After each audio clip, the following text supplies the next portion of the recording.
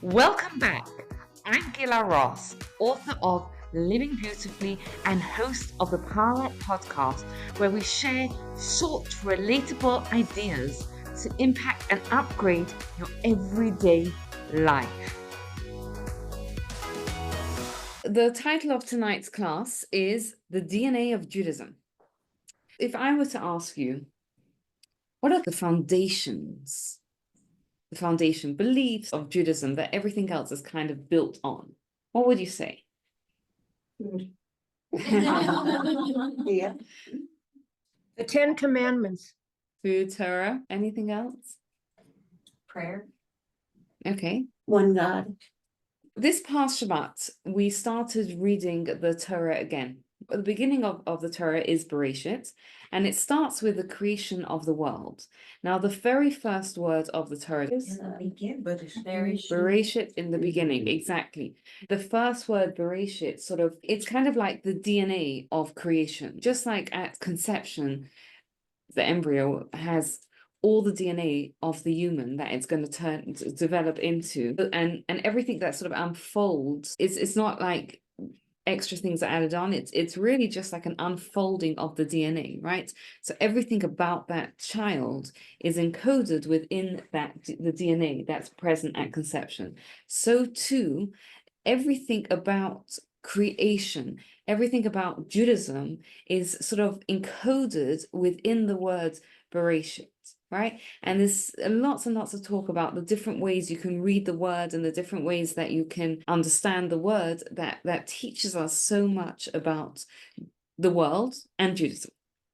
It's interesting to note that there's a couple of ideas that really come out of this. And one of them is an idea that I think we've discussed from time to time, is that the physical world is an analogy to the spiritual world. Just like kind of we spoke about the idea that at conception, all the DNA is present for the child. And we see the same thing in Bereshit. Right? There's an energy in the beginning that contains everything that's going to later unfold. That's why, for example, when it comes to Rosh Hashanah, it's such an important time of the year, because it's the beginning of the year and we want to start off right. And we see this in the spiritual world and we see this in the physical world. If someone is drawing up plans for a house and they're building a house, and then they're decorating the house and they hang a picture frame up crooked, how bad of a mistake is that? Not too bad. Not too bad. Not too bad at all. You can just flip it around, or worst comes to worst, you take out the screw, you fill the hole and you paint it over. What happens if someone makes a mistake in the drawing, the architectural plans of the house? Big mistake, right? It can be a big mistake. It's usually a much bigger mistake than a mistake later on. The energy in the beginning is such that a mistake in the beginning is much more impactful than a mistake later on. It's the same thing if a human being, right? A human being sustains an injury when they're 40 or 50 or 60, a small injury. How big of a problem is it? If it's a small injury, then it's a small injury and we recover from it, right? But a small injury at conception can have lifelong consequences, right? Because it impacts the DNA, right? And so we see this a lot, that if you really want to understand the spiritual world, if you understood the depth of the physical world, then you would get sort of a window into the spiritual world. So back to this idea that everything is at the beginning. The rabbis talk about how you can break up the word Bereshit and you'll see 3 foundational concepts that are kind of like the foundations of Judaism. So what are they? If you take the words Bereshit, which is Bet, Resh, Aleph, Shin, Yud, Taf, and you mix it around, you come up with 3 words, 3 phrases. One of them is Yirei Boshet, which means fear of God. The second one is Yirei Shabbat, right, which is about Shabbat. And the third one is Brit Aish. Brit Aish means the covenant of fire. And this is referring to Brit Milah. Why? It's interesting because when I asked you the question initially, you all came up with very good answers. And yet, I don't think anyone yeah, we had God, we had the one God, which was someone came up with. We didn't really have the idea of fearing that one God, and we didn't yet. No one else also came up with Shabbat or Brit Milah. So why would these three be so foundational in Judaism? And let's break it down one by one. Why would fear of God be such a foundational concept in Judaism? And when we talk about the word foundational, it's not just that it's an important one, but if we look at it as like a foundation, meaning that this is kind of what everything rests on. Why would it be such a foundational concept? I struggle with that one. I really have never been able to, I don't know, fear of God. Maybe it's just how it's, yeah. I love that you brought that up, because what does it mean to you, fear of God? I mean, on one hand, I can see that like it can, like a parent is keeping the child aligned, like kind of on the right path. So in that terms, I can like understand it, but I also like management by fear. Like I don't think that's healthy. So if I can, I think you brought up a very good question, which is, what does fear of God even mean? Yeah. Yeah. I mean, if you think of it as awe more than just fear, like not fear of punishment, but basically the fear meaning that God is in charge. And if you don't fear, don't have any respect, it's kind of like a healthy respect that who's in charge. Because if you don't acknowledge that God's in charge of the world and in charge of your life and in charge of everything, then why are you bothering to even do the Torah? You know, that it's kind of like the basis of he commanded it. So if you're not going to respect or acknowledge the commander, then what is the point of doing anything that he tells? Because they're doing it from love as opposed to fear. I think that's what Jenny's saying is, we talked about looking at fear versus love and coming from fear versus love. And so I agree, like Gira is awe. So I guess the first question we have to answer is what is fear of God? And look, there is a level of fear of God, which is a fear of punishment. And we have to understand what's behind it as well. So let's try and dissect what it means, right? Like if I don't do X, Y, Z, God is gonna take away the cookie, right? Or God is going to punish me, right? And I think the struggle that a lot of us have is that image of like God as this mean guy in the sky who's looking out for us, and the minute we step out of line, he's going to beat us back into line. I don't think that's not a correct assumption. And we did do the series of classes when we did the 6 constant mitzvahs. We really did a deep dive into it. But the idea really is that God created us, and he created each of us for a unique mission and purpose. And God is going to hold us accountable for becoming who we need to become, right? And why would God punish us? To correct us and get us back on the right track, because otherwise it's kind of like when you say you're the foundation, if you're a little off, you're gonna like shoot the arrow. So if you shoot the arrow and you're already off, it's gonna be way off. So it's kind of like if you're starting in this direction and you're supposed to be going there, he kind of steers you back. So there's a rehabilitative purpose to punishment, right? There's different reasons why a person could get punished, but one of the big reasons is to wake us up, right? How often do when things are going great, do we stop and think and think, I wonder what message God is sending me? Not so much. Sometimes, but not so much. When everything's going run of the mill, it's kind of things. But when something happens that didn't quite go according to how we wanted, very often then is when we sit up and we're like, oh, I wonder what's going on, right? There's other reasons as well, which we're going to go into them. The disclaimer whenever I talk about difficult times, challenges, etc., is there are many, many, many reasons. In fact, I believe there are 8 different reasons why bad things happen, why people suffer, why we go through challenges, etc. Punishment is only one of them, right? At the same time, we have to be aware that Judaism does believe in the concept of reward and punishment.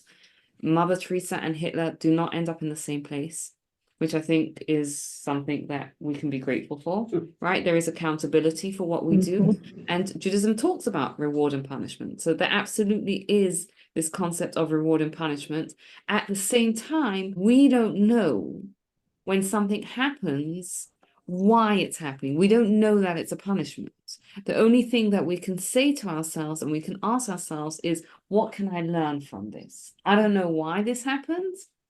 Sometimes we do, right? Someone crosses the road without looking both ways and they get hit by a car, that's negligence, right? It's like that's not a punishment. It's just God's created the world and He's not going to step in and create a miracle if you don't do your due diligence. But generally, we don't really know why things happen, but we can still learn from it then, right? So that was question number 2. Number 1, absolutely not. Judaism does not believe that everything that happens to us is. Judaism believes that we are active partners in our lives, right? There's so many different concepts. Like there's something called midah keneged midah, which means that the way that we behave is the way that we get treated, right? So we are kind and forgiving, generous and forgiving. God treats us in a generous and forgiving way, which means that we have an active partnership in our lives. Right? We're not just whatever happens. It's not, as far as I know, it's not a Jewish concept that.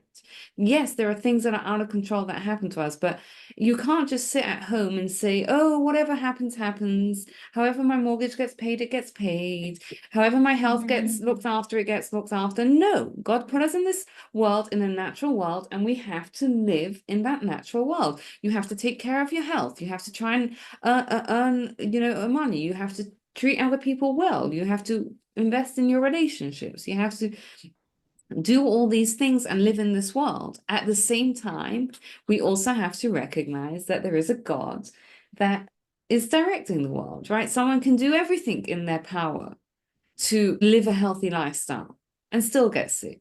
Does that mean that they're sick because they didn't look after themselves? No, both things are true. We have to do what we can, and God is in control of our lives, right? So that person can get sick, many reasons why. Yes, So- Nina. It's like hard for me to grasp part of this. It's like there are some bad people in this world and so many good things happen to them. And then there's these really good people in the world and bad things happen to them.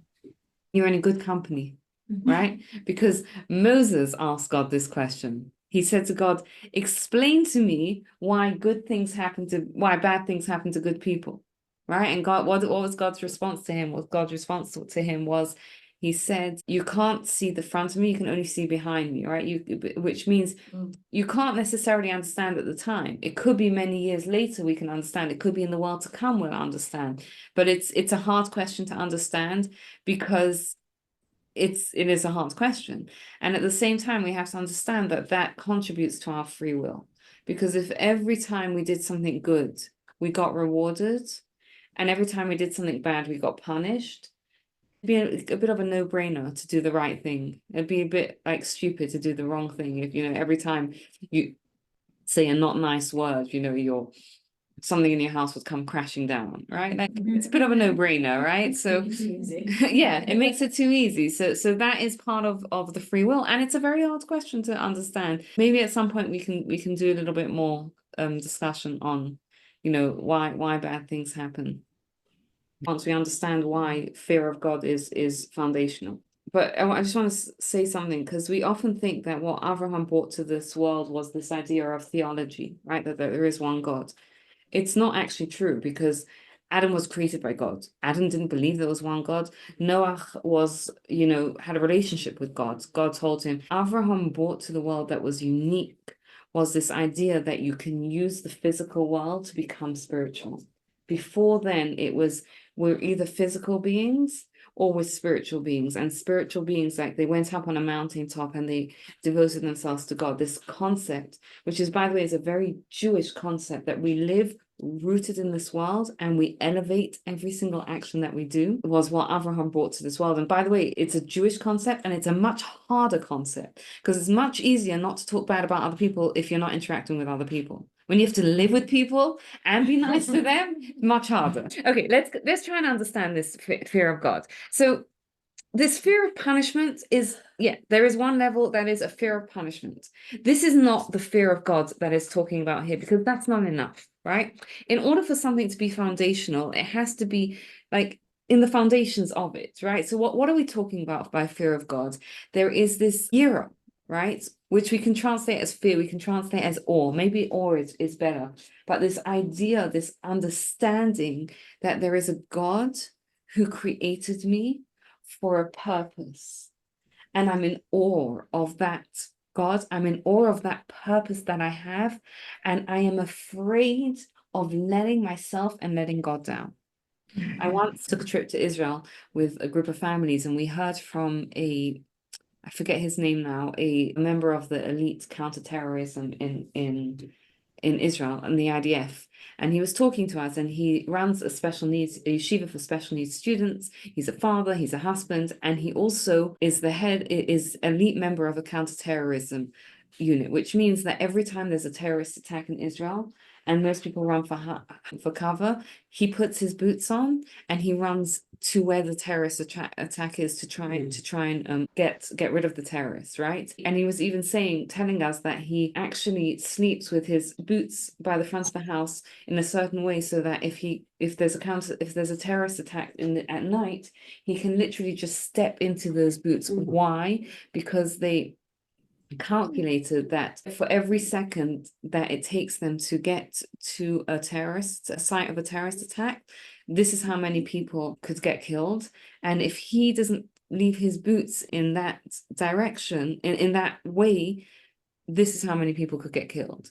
So one of the members of the audience asked him a question and said to him, look, you're a husband, you're a father, right? You've got kids, you run a yeshiva for special needs students, like you live a meaningful, full life anyway. Why do you have to put your life in danger?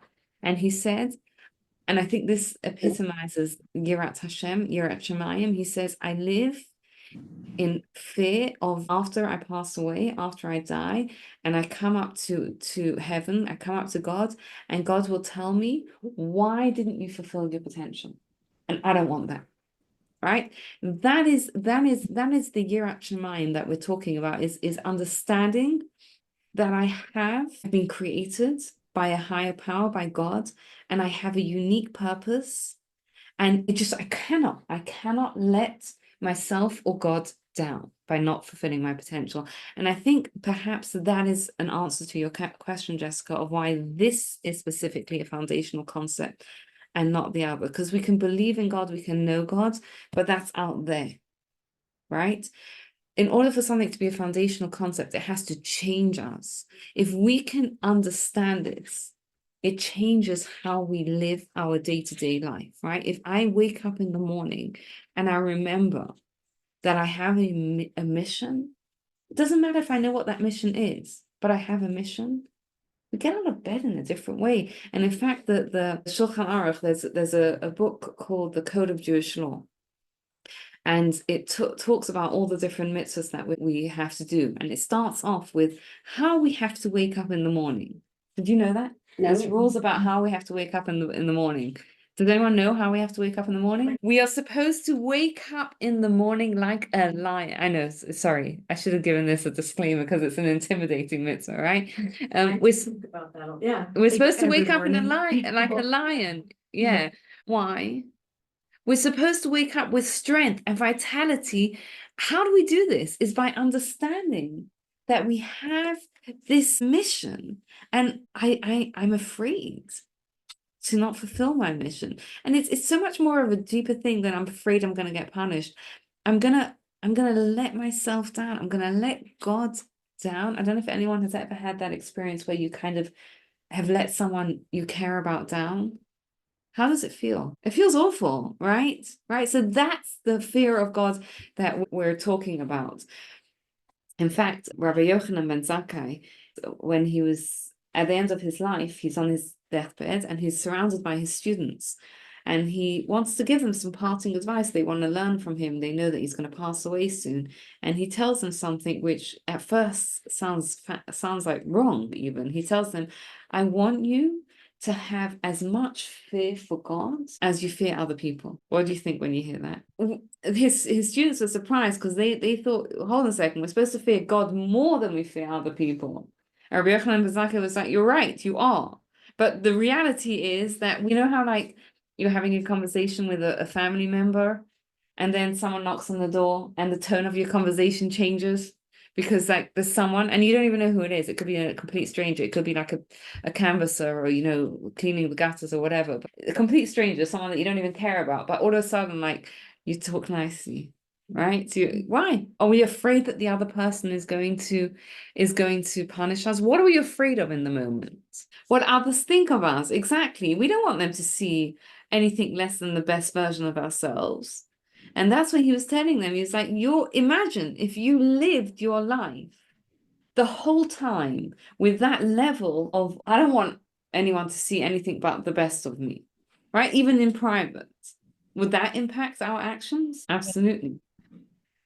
Okay, so once we have this awareness of God, right? An awareness of our unique potential and our mission, and that awe of, I don't want to miss out on fulfilling my potential. So once we know what leads us astray, I can almost guarantee this, right? You're all inspired right now.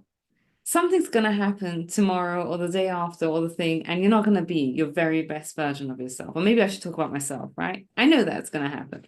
What happens that leads us astray? Desire. Desire. There is a desire that crops up. Like, if, for example, I can be so inspired never to talk bad about another person. And then I have this delicious piece of gossip to share, right? And it's just the temptation is feels too hard.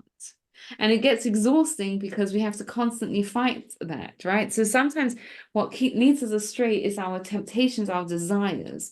Now, what does Brit Milah signify? Our covenant with God, and it's specifically done on the reproductive part of the body, because that is the part of the body that signifies passion, desire, temptation. And it's a physical reminder that Jewish males walk around with from when they're babies the whole time, to remind themselves that what Judaism requires is to do what's right, even when it means sacrificing on our desires and temptations, right? That we become the master of our desire and temptations, not that our passions rule us, but that we rule our passions, which, by the way, is what Abraham brought to the world, right? Abraham was the first person who was given the mitzvah of Brit Milah, and Abraham was the person who understood that the real way, right? The real way to service of God is not by isolating yourself on a mountaintop and just studying Torah and just, praying all day, but it's living in this world, right? And that's what we do as Jews, right?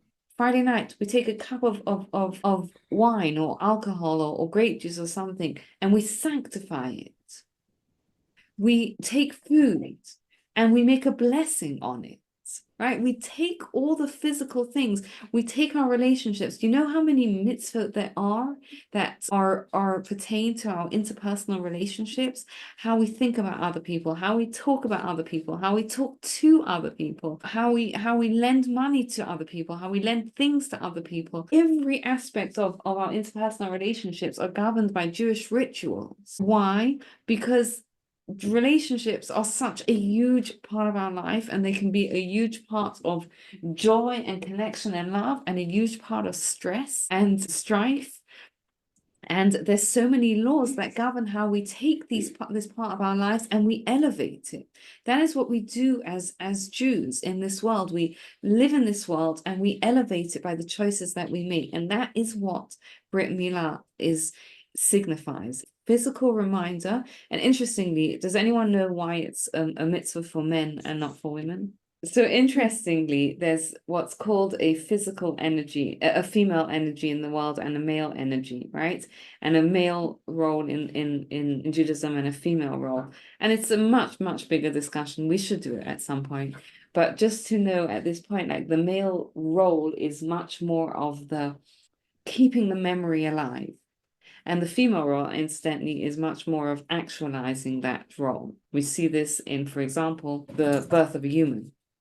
The male contributes some DNA, and the woman takes that DNA and she nurtures it and nurtures it and nurtures it until 9 months later you have a full human being, right? So we see, again, it's the physical world analogy for the spiritual world, and because the male role is to keep the memory alive. That's why they have the mitzvah of to study Torah just for the sake of studying Torah. Women have a mitzvah of studying Torah in order to live an inspired Jewish life. So that means Jewish law and classes like this, and anything that helps you connect to your Judaism a little bit more is a mitzvah of studying Torah, which, by the way, is a lot.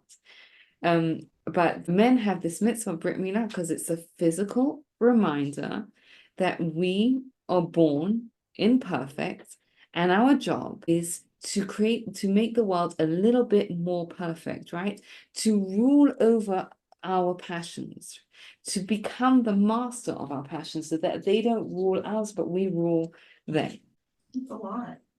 Yes, it's a lifelong job, and it's exhausting, and it's rewarding as well, right? Because I think one of the things that frustrates us so much is when our desires and passions rule us instead of the other way. When we let our temptations, whatever area they are, to be comfortable, to whatever it is, that whatever the desire is, when we let it hold us back from becoming our best version of ourselves, that frustrates us.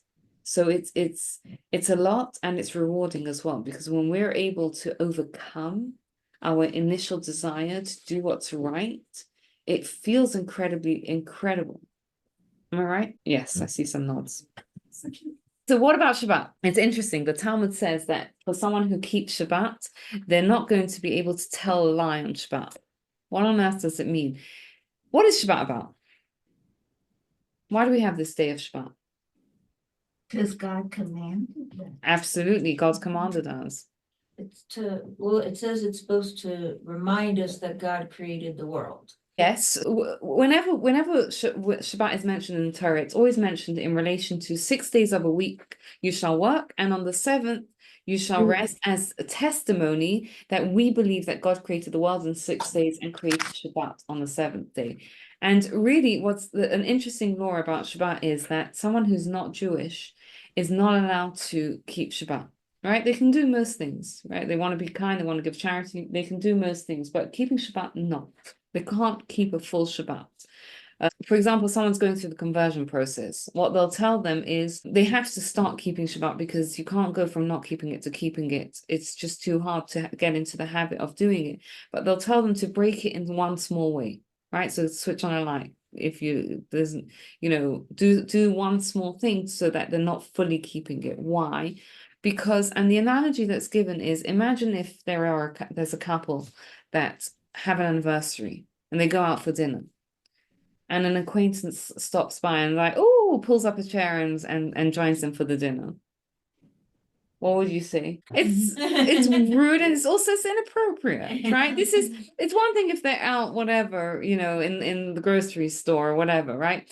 And they pop in, they say hi, but this is their special time together, right? It's not appropriate for someone who is not in that special relationship to join. And that's what Shabbat is. Shabbat is 1 day a week where God says, we have a relationship, right? We have a relationship. And 1 day a week, it's for you to come and spend special time with me. So that's what Shabbat is. Shabbat is taking that knowledge that there is a God, taking that knowledge that God has made me for a special purpose, and upgrading it to knowing that we have a special relationship. And in conclusion, we have these 3 sort of foundational concepts that are hinted at in the word Bereshit. And that is that, number 1, a fear of heaven, an understanding and awe, right? An understanding and an awe that God created me for a purpose, and I don't want to let myself and God down. I don't want to not fulfill my potential. The second thing is understanding that It's not enough to just know that I want to fulfill my potential. I also have to understand that in order to fulfill my potential, I am going to have to become the master of my passions, right? I'm going to have to learn how to control myself so that I can do what's right, even if it means giving up and doing something that feels good in the moment. And the third thing is to recognize that we have a relationship with God. Everything we do in Judaism is about our relationship with God. Prayer is about talking to God, building that relationship. Shabbat is about that special day that we have with God. And we have to continue to build and develop and nurture that relationship with God. Thank you so much for taking the time to listen. I'd love to hear your feedback, and if you enjoyed this episode, you'll love my book, Living Beautifully: How to Bring Meaning, Joy, and Love into Your Life, based on the timeless wisdom of Pirkei Avot. And please take a moment to rate, review, and subscribe to the podcast so you don't miss out. Have a wonderful day.